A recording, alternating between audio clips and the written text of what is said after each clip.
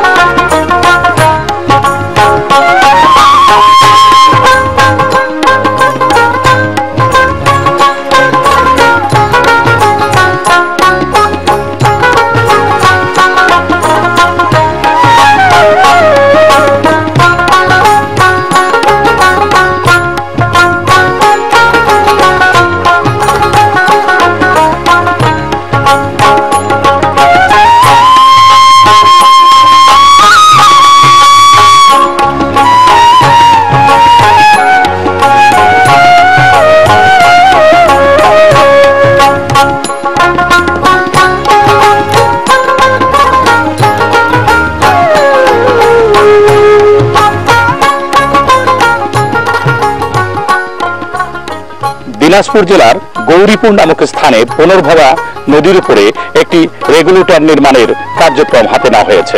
ইতিমধ্যেই এ ব্যাপারে একটি প্রস্তাবনা তৈরি করা হয়েছে। প্রস্তাবনাটি অনুমোদিত হলে এখানে একটি রেগুলেটর নির্মাণ করা হবে। এই রেগুলেটরের মাধ্যমে নদীর পানিতে গ্র্যাভিটি সৃষ্টি করে কৃষকের ফসলের ক্ষেতে সেচ দেওয়া হবে। সুখের কথা, মাত্র 45 কোটি টাকা ব্যয়ে এই প্রকল্পটির কার্যক্রম হাতে নেওয়া হয়েছে। যদিও এই সেচ প্রকল্পে সেচ কাজ চালানোর জন্য কোনো ডিজেল খরচ হবে না অন্যান্য পরিশ্রমও। পানি উন্নয়ন বোর্ড মাত্র 45 কোটি টাকা খরচ করে এই পুনর্ভবা নদী থেকে কৃষকের জন্য ব্যাপক পরিষেবা দিতে পারবে। 45 কোটি টাকা, কত টাকাই তো কত জায়গায় নষ্ট হয়। কিন্তু দিনাজপুরের এই পুনর্ভবা নদীর ব্যবস্থাপনাকে যদি উন্নত করা হয় তাহলে এই এলাকার অন্তত 10 লাখ মানুষ ব্যাপক আর্থিক সচ্ছলতা লাভ করবে। সেদিকে সরকারের নজর দেওয়া উচিত বলে আমরা মনে করি। পুনর্ভবা নদীর এই রেগুলেটরটি নির্মাণ করলে একদিকে যেমন তা কৃষিকাজে সহায়তা করবে, অপরদিকে এই রেগুলেটরটি যাতায়াত ব্যবস্থাকেও সহজতর করবে। অর্থাৎ রথ দেখা কলাও বাঁচা। পানি উন্নয়ন বোর্ড যদি এই রদ দেখা এবং কলাবাচার কাজটি একসাথে হাতে নেয়, তাহলে গৌরীপুর এবং বিরল উপজেলার মধ্যে যোগাযোগ অবকাঠামো গড়ে উঠবে এবং যোগাযোগ সহজতর হবে। এলাকার মানুষের প্রাণের দাবি এখানে অতি তাড়াতাড়ি এই রেগুলেটরটি নির্মাণ করা। এই রেগুলেটর নিয়ে আমাদের সাথে কথা বলেছেন গৌরীপুর এবং বিরল উপজেলার অনেক মানুষ।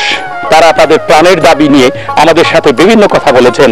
আসুন তাদের কথা শুনি। আমি একজন মুক্তিযোদ্ধা, আমি অন্য কিছু চাই না। সকল মুক্তিযোদ্ধা থেকে আমার এই রেগুলেটরটি আমি বাস্তবায়ন চাই, এটাই আমার দাবি সরকারের কাছে এবং সরকারি কর্মকর্তা যারা আছেন তাদের কাছে আমার জোর দাবি যাতে বাস্তবায়ন হয়, এটাই আমার কাম্য। কৃষি মৌসুমে আমাদের এই এলাকায় বৃষ্টির ভোগান্তি ভুগতে হয়। বৃষ্টি না হলে আমাদের কৃষিকাজ হয় না। এই জন্য এই যে রেগুলেটরটা যদি এখানে হয়, তাহলে আমরা কৃষিতে উন্নতি বা উন্নয়ন পাবো। আমি মোহাম্মদ আবুল কালাম আজাদ, আমি একজন বীর মুক্তিযোদ্ধা। এই এলাকায় আমার বাড়ি। এই রেগুলেটরটা খুব তাড়াতাড়ি যেন হয়, সরকারের কাছে যে আমার আকুল আবেদন। আমাদের চাওয়া পাওয়ার তেমন কিছু নাই, আমাদের শেষ বর্ষে এলাকার উন্নতি চাই, এটা খুব তাড়াতাড়ি যেন এটা হয়। আমাদের এখানে 2টি সেচ প্রকল্প আছে। আমি দীর্ঘদিন 26 বছর ধরে এই সেচ প্রকল্প পরিচালনা করে আছি। বর্তমানে আমাদের পানির এত সংকট, আমাদের সেচ প্রকল্পগুলি ওখানে হয়ে গেছে। যাই হোক, এখানে টিউবওয়েলের পানিও থাকে না। সরকারের কাছে আমার আকুল আবেদন, এখানে যদি রেগুলেটরটা হয় তা আমাদের পানি সংকটটা দূর হবে, আমাদের সেচ কার্য বৃদ্ধি পাবে। এলাকার গরিব কৃষকেরা অগভীর নলকূপের কারণে পানি নিতে পারে না এবং এখানে পানি লেয়ার এত নিচে নেমে যায় খরা মৌসুমে, যখন আমরা পানি পাই না তখন বুড়ো মা বোন তো দূরে থাক, যারা ইয়াং তারা অনেক সময় টিউবওয়েল খাসতে গিয়ে দেখা যায় যে টিউবওয়েলের উল্টা চাপে এসে দাঁত ভেঙে যায়। এই রেগুলেটর যেন অচিরেই হয়, এটা আমি জোর দাবি জানাচ্ছি। আপনারা ইরি বড় মৌসুমে আসে দেখবেন 25 ফিট নিচে মেশিন রাখে এই পানি তুলে অনেক কষ্ট করে জীবনের ঝুঁকি নিয়ে অনেক কৃষক এই দুর্ঘটনায় মারা গেছে শুধু পানির জন্য। আমার বুঝ হওয়ার পথে আজ পর্যন্ত আমি দেখছি এই জায়গাটাতে পানি আটকার জন্য বারবার ইঞ্জিনিয়ার সাহেব আসছেন, বারবার এলাকার লোকের তাগিদ ছিল, এলাকার জনপ্রতিনিধিরা আসে বারবার কথা দিয়ে গেছেন যে আমরা এখানে আপনাদের পানি আটকানোর ব্যবস্থা করে দেবো এই লাখ লাখ কৃষকের জন্য। তারা আন্তরিক। তারপরে আমার অনেক শ্রদ্ধেয় লোকরা বলছেন, আমি একটা কৃষকের সন্তান, দিনাজপুরের প্রধানত হলো ধান নিয়ে আমাদের এই ধান বাঁচান, কৃষক বাঁচান, এই অকুল আবেদন আমাদের আপনাদের পদে রইল। পুনর্ভবা নদীর উপরে গৌরীপুর পয়েন্টে রেগুলেটর নির্মাণ নিয়ে আমাদের অনেক স্বপ্নের কথা শুনিয়েছেন দিনাজপুর পৌর বিভাগের নির্বাহী প্রকৌশলী মোহাম্মদ মোক্তার হোসেন খান। তিনি অনেক কথাই আমাদের বলেছেন, তার কথার নির্বাচিত অংশটুকু তুলে ধরা হলো। আসুন তার কথা শুনি। এটা পুনর্ভবা নদী, দিনাজপুর জেলা সদর উপজেলা গৌরীপুর জায়গা। এটা পুনর্ভবা নদীতে প্রচুর স্রোত, এখন দেখা যাচ্ছে পানি চলে যাচ্ছে। আমার মনে হচ্ছে যে পানিটা যাচ্ছে এটা মনে নষ্ট হচ্ছে আমাদের। এই পানিটা যে আমরা একটা কিছু করতে পারতাম তাহলে এলাকার কৃষকের উপকার হতো। আমাদের বাংলাদেশ পানি বোর্ডের দিনাজপুর জেলায় বীরগঞ্জ এলাকায় একটা স্ট্রাকচার আছে, সেটা ধাপা সেচ প্রকল্প স্ট্রাকচার, খুব সফল প্রকল্প এটা পানি উন্নয়ন বোর্ডের। ওই আদলে আমরা এখানে একটা প্রকল্প করার জন্য প্রকল্প দাখিল করেছি। এটা প্রকল্প মন্ত্রণালয় গেছে, সেখান থেকে আমাদের জন্য কিছু তথ্য পড়তে আছে। এবার আছে এই প্রকল্পটা হলে এলাকার লোকের যথেষ্ট উপকার হবে। প্রায় 8,500 হেক্টর ফসল জমি ফসলের আওতায় আসবে। এখানে যেগুলোটা হলে এবং হলে সদর উপজেলা এবং বিরল উপজেলার মধ্যে যোগাযোগ স্থাপন হবে, তাতে সুবিধা হবে। নদীর পানি হেদাপ করলে পরে এখানকার রিসার্চ হবে, সার্ভিসারটা কাজে লাগানো যাবে, ইরিগেশন করতে হবে না, ন্যাচারাল পানি দিয়ে এই কাজটা হবে এবং টিউবওয়েলে সবসময় পানি পাওয়া যাবে। এই প্রকল্পটা খুবই জরুরি। এটা দিনাজপুর সদর উপজেলার ডাউনের দিকে যে এলাকাটা আছে এই এলাকার লোক এখন প্রাণের দাবিতে পরিণত হয়েছে এই রেগুলেটর নির্মাণটা। আমিও চেষ্টা করতেছি এই রেগুলেটরটা নির্মাণ করার জন্য যাতে না হয়। এটা করতে পারলে আমার খুব ভালো লাগবে। এটা আমি মনে হবে যে একটা জনগণের জন্য কিছু একটা করলাম, এলাকার লোকের জন্য কিছু একটা করলাম, আমার একটা মনের মধ্যে আত্মতৃপ্তি আসবে। তবে এটা বাস্তবে হবে, এটা আমি নিজেও চাই। পুনর্ভবা নদীর উপর গৌরীপুর পয়েন্টে এই যে রেগুলেটরটি নির্মাণ করা হবে, এই রেগুলেটর নিয়ে আমাদের সাথে কথা বলেছেন ঠাকুরগাঁও পৌর সার্কেলের তত্ত্বাবধায়ক প্রকৌশলী জ্যোতিপ্রসাদ ঘোষ। তিনি আমাদেরকে বলেন, ওয়াটার কন্ট্রোল স্ট্রাকচার পুনর্ভবা নদীর উপর আমরা স্থাপনের প্রস্তাব দিয়েছি। এটা আমাদের কিছুদিনের মধ্যেই আমাদের এই কাজ শুরু হবে। আমি যখন এখানে নির্বাহী প্রকৌশলী ছিলাম 2008 সালে, তখন আমি এই প্রস্তাবটা দেওয়ার জন্য এখানে এসেছিলাম। ঢাকায় আমাদের কোন ওয়াটার কন্ট্রোল স্ট্রাকচার আছে, সেই ওয়াটার কন্ট্রোল স্ট্রাকচার হওয়াতে বীরগঞ্জ এলাকায় লোকজনের আর্থ সামাজিক অবস্থা অনেক ডেভেলপড হয়েছে। সেই কনসেপ্টটা আমি এখানে প্রস্তাব দিয়েছিলাম। ডিজাইন থেকে executive engineer, super engineer, chief sir এসেছিলেন এবং তারা আমার প্রস্তাবকে অ্যাকসেপ্ট করেছিলেন। তারপরে আমরা প্রস্তাবটা দিই। এই প্রস্তাব দেওয়াতে আমাদের এখানে যে উপকারটা হবে, আমাদের গ্রস এরিয়া 10,000 হেক্টর আর নেট এরিয়া 8,892 একর ফসলের আওতা আসবে এবং মানুষের আর্থসামাজিক অবস্থা অনেক উন্নয়ন হবে। এছাড়াও এখানে আমাদের ফসলের উৎপাদন বর্তমানে যেই আছে 123% বৃদ্ধি পেয়ে 218% হবে এবং আমাদের এখানে 8,200 মেট্রিক টন হয় ফসল, সেই জায়গায় আমরা ফসল 22,000 মেট্রিক টন করতে পারবো এই স্ট্রাকচারটা করতে পারলে। এছাড়াও আমাদের এই সদর উপজেলা আর ওর পাশে আমাদের বিরল উপজেলা, এখানে যোগাযোগ ব্যবস্থা নেই বললে চলে এবং এই স্ট্রাকচার করলে পরে লোকজনের যোগাযোগ ব্যবস্থা উন্নয়ন হবে। এছাড়া আর্থসামাজিক অবস্থা ব্যাপক উন্নয়ন হবে বলে আমি আশা করছি।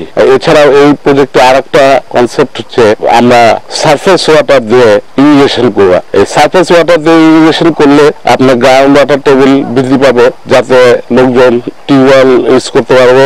অনেক সময় গ্রাউন্ড ওয়াটার নামে যাওয়াতে টিউবওয়েলে পানি পাওয়া যায় না, সেখানে পানি অনেক উপরে উঠে যাবে, রিচার্জ হয়ে। এই সারফেস ওয়াটার ইরিগেশনের ব্যাপারে মাননীয় মন্ত্রী মহোদয়, মাননীয় সেক্রেটারি মহোদয়, ডিজি মহোদয়, মাননীয় সংসদীয় কমিটির চেয়ারম্যান মহোদয় যথেষ্ট আন্তরিক, যার জন্য আমি যখন এক্সেল ছিলাম অনেক চেষ্টা করেছি এবং প্রজেক্টটা গিয়েছিলাম। তো নির্বাহী প্রকৌশলী এখন এটা বাস্তবায়নের জন্য চেষ্টা করছে, এটা বাস্তবায়ন হবে। এটা বাস্তবায়ন হলে এলাকা ব্যাপক উন্নয়ন হবে, এটুকু আমি আশা করছি। বহুমুখী ঠান্ডা হচ্ছে স্যার, উপস্থিত হয়েছে বাণিজ্য ধারা হয়েছে স্যার। এলাকার লোক আমাদের গরিব, এখানে আমরা পানির অভাবের জন্য আমরা খেতে করতে পারি না, চাষবাস করতে পারি না। এই জন্য আমি সরকারের কাছে আপনার কাছে কোনো ধরে হাত ধরে পা ধরে বলতেছি স্যার, জনগণের সামনে যেটা বাস্তবায়ন হয় স্যার, এটাই আমার অনুরোধ সকলের তরফ থেকে স্যার, এটাই আমার অনুরোধ। এটা আমরা প্ল্যানিং কমিশনে প্রেরণ করেছি, তারা কিছু কোয়ারি চেয়েছে এবং অচিরেই আমরা এটা বাস্তবায়ন করতে পারবো, এইটুকু আশাবাদ আপনাদের। আলহামদুলিল্লাহ। সুপ্রিয় দর্শক, আমি এখন আত্রাই নদীর বনতারা পয়েন্টে। এই আত্রাই নদীটি ভারতের পশ্চিমবঙ্গের শিলিগুড়ি শহরের 10 কিলোমিটার উত্তর পশ্চিম থেকে উৎপন্ন হয়ে বিভিন্ন স্থান দিয়ে প্রবাহিত। চিরিরবন্দর এলাকায় এর দুটি শাখা বিন্যস্ত হয়েছে, একটি গোবরা এবং অপরটি কাকড়া। তারপরে এই নদীটি এখান দিয়ে অত্যন্ত খরস্রোতাভাবে প্রবাহিত হয়ে চলন বিলের মধ্য দিয়ে নাটোর হয়ে হুরাসাগরে গিয়ে পতিত হয়েছে এবং হুরাসাগরের পানি নিয়ে তারপরে এই নদীটি বাগাবাড়ির নিকট যমুনা নদীতে মিলিত হয়েছে। এই নদীটির সর্বমোট দৈর্ঘ্য 390 কিলোমিটার। মহাভারত অনুযায়ী বাংলাদেশের যে কয়টি পবিত্র নদী আছে তার মধ্যে এই আত্রাই নদী একটি বিখ্যাত পবিত্র নদী। আসলে আত্রাই নদীর মূল নাম আত্রেই। আত্রেই একজন দেবতা এবং সেই দেবতার নাম অনুসারে এই নদীটির নাম আত্রেই। তারপর মানুষের ভুল উচ্চারণ হতে হতে আজকে সেই আত্রেই নামটি হয়েছে আত্রাই। তা যাই হোক, এই আত্রাই নদীটি ভারত এবং বাংলাদেশের সীমান্ত বরাবর বহুদূর চলে গিয়েছে দিনাজপুর দিয়ে। এপারে বাংলাদেশ, আমি যেখানে দাঁড়িয়ে আছি, আর ওপারে ভারত। এই আত্রাই নদীতে বাংলাদেশ প্রান্তে ব্যাপক ভাঙনের শিকার হচ্ছে এবং এই ভাঙনের কারণে বাংলাদেশের মানচিত্রের যে সীমারেখা সেটা পাল্টে যাওয়ার উপক্রম হয়েছে।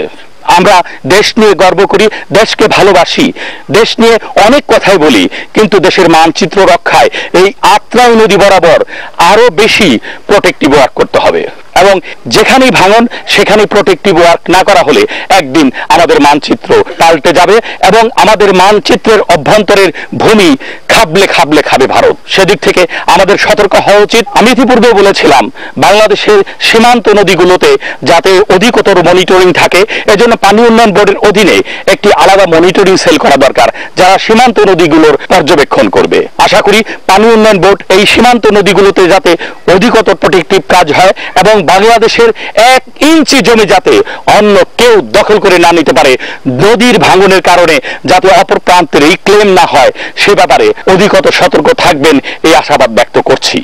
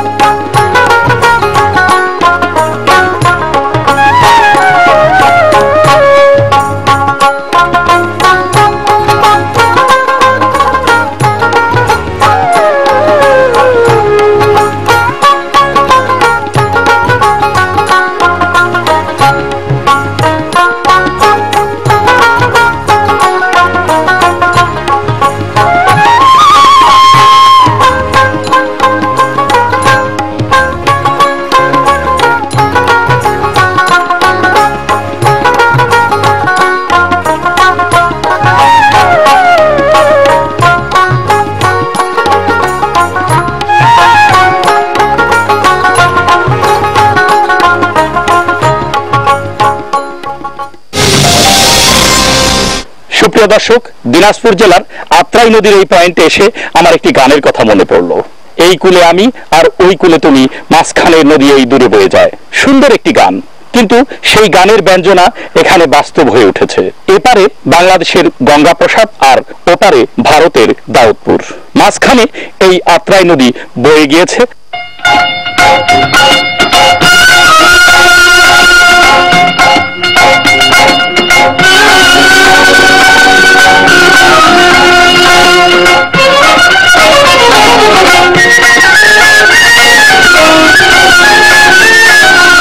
এই কূলে আমি আর ওই কূলে তুমি, মাঝখানে নদী ওই বয়ে চলে যায়। এই কূলে আমি আর ওই কূলে তুমি, মাঝখানে নদী ওই বয়ে চলে যায়। তবুও তোমার আমি পাই গো সারা, দুটি পাখি দুটি কূলে গান যেন গায়। মাঝখানে নদী ওই বয়ে চলে যায়। এই কূলে আমি আর ওই কূলে তুমি, মাঝখানে নদী ওই বয়ে চলে যায়।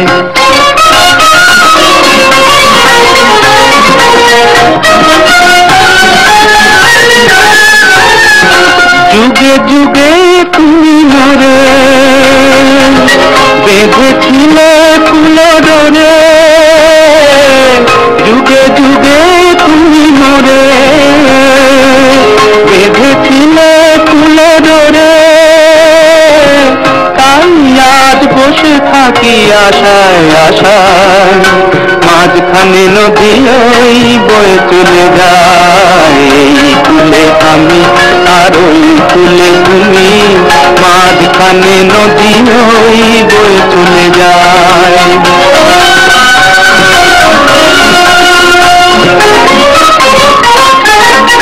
দূরে আছো তবু কথা হয় বিনিময়, জানো না তো কি নিবিড় এই পরিচয়। দূরে আছো তবু কথা হয় বিনিময়, জানো না তো কি নিবিড় এই পরিচয়। দেখি আমি চোখ মেলে মনের মাধুরী ঢেলে, দেখি আমি চোখ মেলে মনের মাধুরী ঢেলে। তুমি যে গো ভেসে এলে প্রাণের খেয়ায়, মাঝখানে নদী ওই বয়ে চলে যায়। এই কূলে আমি আর ওই কূলে তুমি, মাঝখানে নদী ওই বয়ে চলে যায়। মাঝখানে নদী ওই বয়ে চলে যায়।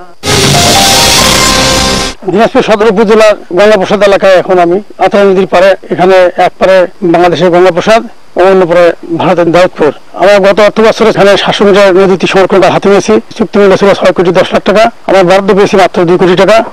বরাদ্দ স্বল্পতার কারণে কাজ আমরা শেষ করতে পারি নাই, কাজ টেইলওভার হয়েছে। তাই এই বছর বরাদ্দ পেলে আবার আমরা কাজ শুরু করবো। এই 700 মিটারের পরেও আরো 350 মিটার ভাঙ্গন প্রবণ এলাকা আছে, এটা অতি জরুরি ভিত্তিতে নদীতে সংরক্ষণ কাজ করা দরকার। নদীতে সংরক্ষণ কাজ দেরিতে হলে আমাদের ভূখণ্ডে অনেক অংশ নদীতে বিলীন হয়ে যাবে, বাংলাদেশের ভূখণ্ডে অনেক ক্ষতি হয়ে যাবে। ভারত এবং বাংলাদেশের উচ্চ পর্যায়ের বৈঠকের সিদ্ধান্ত অনুযায়ী যে সমস্ত এলাকায় নদীতে সংরক্ষণ কাজের সিদ্ধান্ত গ্রহণ করা হয়েছে, ভারতের অংশ তারা প্রায় অলমোস্ট সব এলাকায় কাজ হয়ে গেছে। কাজে ওই পারে যখন হার্ড ওয়ার্ক করা হয়েছে আর আমাদের পাশে কাজ করা হয়নি, সেই কারণে ভাঙনটা আমাদের দিকে দেখা দিয়েছে। তাই এটা অতি তাড়াতাড়ি করা দরকার। বরাদ্দের সময় বাড়া কাজগুলো করলে বাংলাদেশের ভূখণ্ড অনেক খরচ হবে।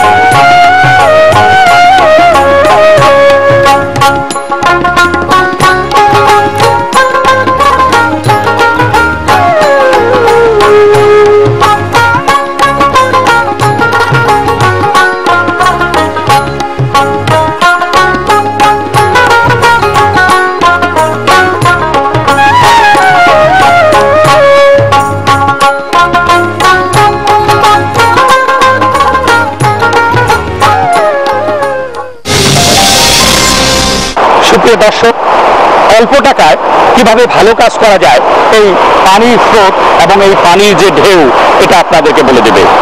এই যে পানির ঢেউ এবং উচ্চতা, এই উচ্চতাকে কাজে লাগিয়ে সন্নিহিত অঞ্চলের মানুষ রাশি রাশি ধান ঘরে তুলছে। এই এলাকার সেচ সুবিধা বৃদ্ধি পেয়েছে এই ডেপা নদী সেচ প্রকল্পের মাধ্যমে, অথচ ডেপা নদীর জন্য খরচ করা হয়েছে মাত্র 13 কোটি টাকা। এই জলের তোর এবং এই জলের ঢেউ আরো বেশি ছিল, কিন্তু কিছু পলি পরে এর ডাউন স্ট্রিম এবং আপ স্ট্রিমে গভীরতা কমে গেছে। এই 4 ভেন্ট বিশিষ্ট রেগুলেটর এবং ডেপা নদী সেচ প্রকল্পকে আরো বেশি কার্যকর করার জন্য এখানে কিছু খনন কাজ চালানো উচিত, এবং এটা যত তাড়াতাড়ি খনন করা যাবে ততই এই 4 ভেন্ট বিশিষ্ট রেগুলেটর এবং ডেপা নদী সেচ প্রকল্পটি আরো বেশি কার্যকর হয়ে উঠবে।